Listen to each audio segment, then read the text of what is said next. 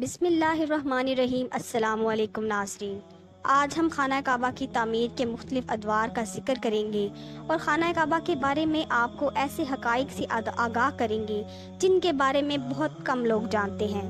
ان حقائق کے ساتھ ساتھ آج ہم آپ کو یہ بھی بتائیں گے کہ آخر خانہ کعبہ کے اوپر سے جہاز اور پرندے کیوں نہیں گزر سکتے۔ آج کی ویڈیو تمام مسلمانوں کے لیے نہایت اہم ہے، اس لیے ویڈیو کو اینڈ تک لازمی دیکھیے گا۔ سب سے پہلے بات کرتے ہیں خانہ کعبہ کی تعمیر کی۔ یاد رہے کہ خانہ کعبہ کئی مرتبہ تعمیر ہو چکا ہے۔ خانہ کعبہ جیسا آج نظر آتا ہے ویسا نہیں ہے جیسا حضرت ابراہیم علیہ السلام اور حضرت اسماعیل علیہ السلام کے دور میں دوبارہ تعمیر ہوا تھا۔ وقت کے ساتھ ساتھ پیش آنے والی آفات اور حادثات کی وجہ سے اس کو دوبارہ تعمیر کرنے کی ضرورت پیش آتی رہی ہے۔ ہم سب جانتے ہیں کہ کعبہ کی دوبارہ تعمیر کا ایک بہت بڑا حصہ نبی کریم صلی اللہ علیہ وآلہ وسلم کی زندگی میں اعلان نبوت سے مکمل ہو چکا تھا۔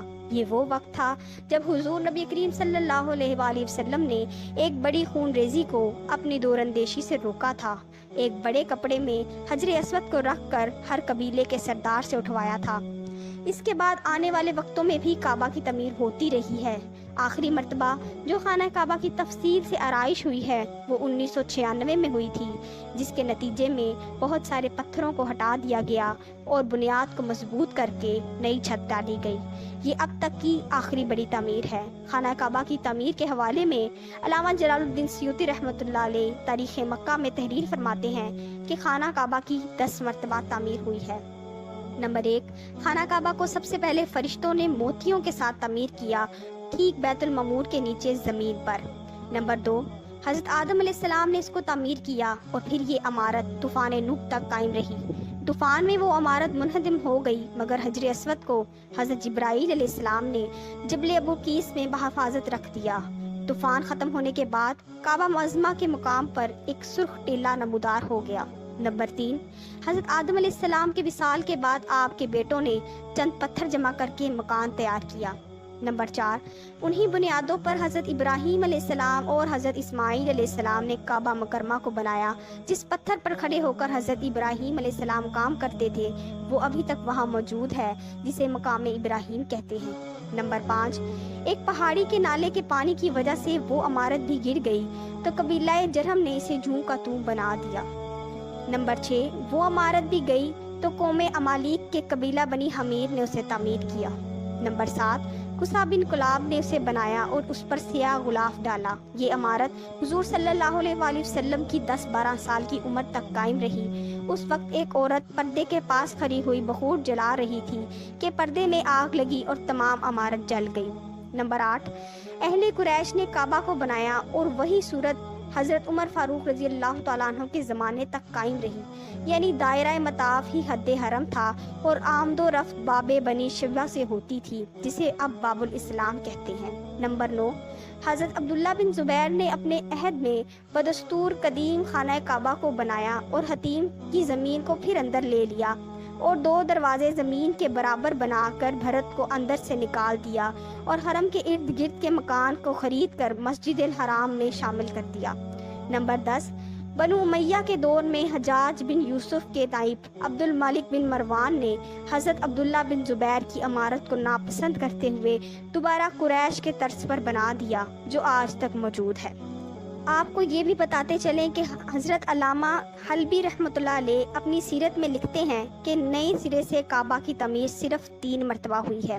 نمبر 1، جو حضرت ابراہیم علیہ السلام کی تعمیر ہے۔ نمبر 2، زمانہ جاہلیت میں قریش کی تعمیر، اور ان دونوں تعمیروں میں 2735 برس کا فاصلہ ہے۔ نمبر 3، حضرت عبداللہ بن زبیر کی تعمیر، جو قریش کی تعمیر کے 82 سال بعد تھی۔ حضرات ملائکہ اور حضرت آدم علیہ السلام اور ان کے فرزندوں کے بارے میں علامہ حبلی رحمۃ اللہ علیہ فرماتے ہیں کہ یہ صحیح روایتوں سے ثابت ہی نہیں ہے، اور باقی تعمیروں کے بارے میں انہوں نے لکھا ہے کہ یہ عمارت معمولی ترمیم یا ٹوٹ پھوٹ کی مرمت تھی، تعمیر جدید نہیں تھی۔ اگر بات کی جائے خانہ کعبہ کے دروازوں کی تو اس کے 2 دروازے اور ایک کھڑکی ہوا کرتی تھی۔ دوبارہ تعمیر سے قبل کعبے کا ایک دروازہ اندر داخل ہونے کے لیے اور ایک دروازہ باہر نکلنے کے لیے استعمال ہوتا تھا۔ ایک زمانے تک کعبہ میں ایک کھڑکی ہوا کرتی تھی، مگر اب وہ موجود نہیں ہے۔ इसी तरह अगर अब काबे के रंग की बात करें तो हमने हमेशा उसको काले रंग के गुलाफ में देखा है और कोई और रंग हम उसके लिए तसव्वुर भी नहीं कर सकते। मगर इससे कबल खाना काबा मुख्तलिफ रंग के कपड़ों से ढका हुआ होता था। उन रंगों में हरा, लाल और सफ़ेद रंग भी शामिल है। एक और दिलचस्प बात यह है कि काबा की चाबियां शुरू दिन से एक ही ख़ानदान की तहवील में हैं। फतह मक्का के वक्त नबी करीम सल्लल्लाहु अलैहि वसल्लम को काबा की चाबियां दी गई थी, मगर आप सल्लल्लाहु अलैहि वसल्लम ने वो चाबियां बनी शाइबा के ख़ानदान उस्मान बिन तलहा को वापस कर दी और वो चाबियां उन्हीं के ख़ानदान के पास आज तक मौजूद हैं। आपको सुनकर हैरानगी होगी कि खाना काबा की तादाद 2 है। खाना काबा के बिल्कुल ऊपर जन्नत में एक और खाना काबा मौजूद है जिसको बैतुल मामूर कहते हैं। जैसा कि अल्लाह के नबी सल्लल्लाहु अलैहि वसल्लम ने मेराज के वाक़े का जिक्र करते हुए फरमाया, जब मुझे बैतुल मामूर दिखाया गया तो मैंने हज़रत जिब्राईल अलैहिस्सलाम से पूछा तो उन्होंने बताया ये बैतुल मामूर है जहाँ 70,000 फरिश्ते रोज़ाना तवाफ़ करते हैं और जब वो जाते हैं तो दोबारा नहीं आते और नए 70,000 फरिश्ते आते हैं। यानी जो फरिश्ता एक बार चला जाए क़यामत तक उसकी दोबारा बारी नहीं आएगी। ये कुछ हक़ाइक़ थे जो खाना काबा के बारे में हमने बयान किए। अब बात करते हैं कि आखिर क्या वजह है कि काबा के ऊपर से कोई जहाज़ नहीं गुजरता। याद रहे कि खाना काबा के हुदूद के ऊपर से आज तक कोई जहाज़ नहीं गुजरा और ना ही इसकी इजाज़त सऊदी हुकूमत ने दी है और ना ही ऐसा कभी देखने में आया है। इसकी एक वजह यह है कि अल्लाह ताला ने कुरान पाक में मुशरिकीन को खाना काबा और हरम की हुदूद में दाखिल होने से मना फरमाया है और इसीलिए किसी भी मुसाफिर तैयारे को काबा की हुदूद और मक्का मुकरमा और हिजाज की हुदूद से गुजरने की इजाज़त नहीं दी जा सकती, क्योंकि हो सकता है कि उनमें मुशरिकीन भी शामिल हों।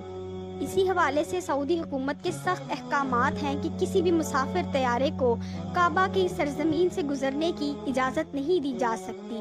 काबा मुकरमा और हिजाज की सरजमीन को नो फ्लाई जोन करार दिया गया है। आप लोगों ने शायद सुन रखा होगा कि काबा के ऊपर से एक मरतबा जहाज़ गुजरा और परिंदा गुजरा और फिर वो दोनों जल गए। ये बातें सुनने में अच्छी लगती हैं मगर इनका हकीकत से कोई ताल्लुक नहीं है। ऐसी बात नहीं है। सऊदी हुकूमत ने सिर्फ अल्लाह ताला के अहकामात के मुताबिक, चूँकि मुशरिकीन को इन हुदूद में दाखिल होने की इजाज़त नहीं, इस वजह से हुकूमती तौर पर ये मना है। एक और सवाल जो अक्सर लोगों के जहन में आता है कि क्या खाना काबा दुनिया के सेंटर में यानी दरमियान में मौजूद है, तो इसका जवाब ये है कि दुनिया बेज़वी शक्ल की या अंडे की सी शक्ल की है और उसका कोई दरमियान नहीं होता। किसी भी गोल चीज़ का कोई सेंटर नहीं होता। लिहाजा अगर आप किसी भी गोल चीज़ के सेंटर का अंदाज़ा करना चाहें तो वो हर मर्तबा मुख्तलिफ ही निकलेगा। हाँ, मगर दुनिया को बनाते वक्त जो खित्ता सबसे पहले बनाया गया था वहीं पर आज सऊदी अरब मौजूद है और ये बात साइंस भी साबित करती है।